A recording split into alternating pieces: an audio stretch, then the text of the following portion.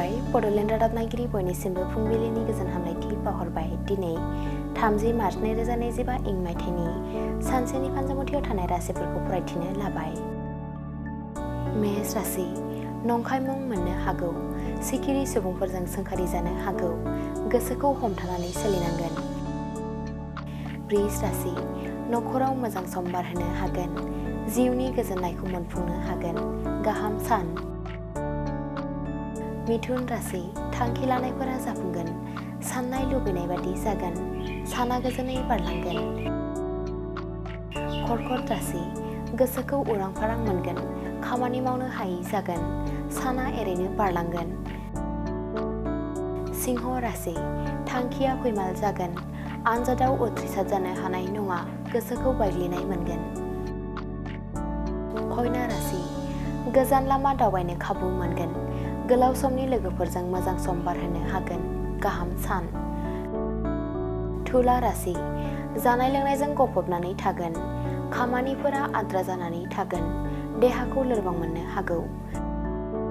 वृश्चिक राशि नखराव जेंना नुजाथिनो हागौ। गथ' गथायनि फरायनायाव हेंथा फैगोन। दावराव दावसि जानो हागौ। धनु राशि गोब्राब बिबान मोननो हागौ। खामानिजों मुखुब थागोन। सानखौ मोजाङै बारहोनो हागोन। मकर राशि खामानि मावनो गोहो बोलो फैगोन। मोजां खामानि मावनानै लानो हागोन। गिदिर सुबुंफोरनि हेफाजाब मोनगोन।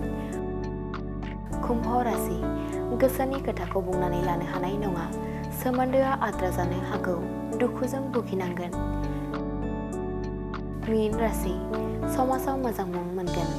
गावनि थांखियाव सहैनो हागोन। बिमा बिफानि साननायखौ जाफुंहोनो हागोन।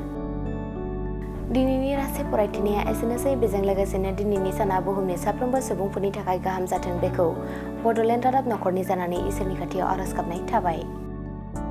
थाखो 5 आरो मेट्रिक आनजाद उथ्रिसार जागोन फरायसाफोरनि थाखाय गोजोनथाव रादाब। गोनांथि आरो मोजां खाबुफोरखौ लानानै गुन गोनां सोलोंथाइ होनो नोंथांमोनखौ नेनानै दङ बड'लेण्ड स्टार एकाडेमि क'क्राझारआ। 2024 इं मायथाइयाव क'क्राझार थिथागुरि समबाय मावख'नि साखाथियाव गोदानै गायसनजानाय बड'लेण्ड स्टार एकाडेमि क'क्राझाराव 2025-2026 सोलोंथाइ बोसोरनि गोदानै मुं थिसननाया सोलिगासिनो दङ। बड'लेण्ड स्टार एकाडेमियाव 6 थाखोनिफ्राय 9 थाखोसिमनि फरायसाफोरा बर' बिजोङाव आरो 11 थाखोनिफ्राय 12 थाखोसिमनि फरायसाफोरा बर' बिजों आरो इंराजि बिजोङाव मुं थिसननो हागोन। बेनि थाखाय आरज बिलाइ आरो पान्डुलिपि बिलाइगासिनो दङ। 11 थाखोनिफ्राय 12 थाखोसिमनि फरायसाफोरनि थाखाय आखा-फाखा आरो रोंगौथि गोनां फोरोंगिरिफोरखौ लानानै साइन्स, कमार्स एन्ड आर्टस मोनथाम स्ट्रिमनि सायाव फरायसाफोरखौ गुन गोनां सोलोंथाइ होनानै बायदि बिथिंजों सोरगिदिं जौगाखांनाय लाबोनो साखाफारा क'क्राझारनि थिथागुरियाव थानाय बड'लेण्ड स्टार एकाडेमिया।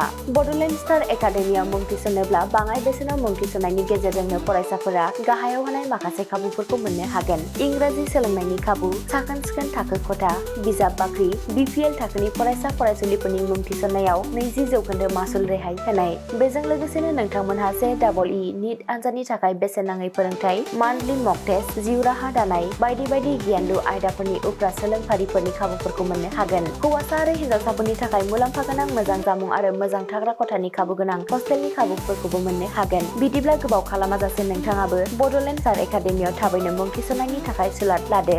आबुङै मिथिनो थाखाय जानबुं अनजिमा 6000349997 एबा 7638008149 एबा 6003494371 आव फोनांजाब खालामदो।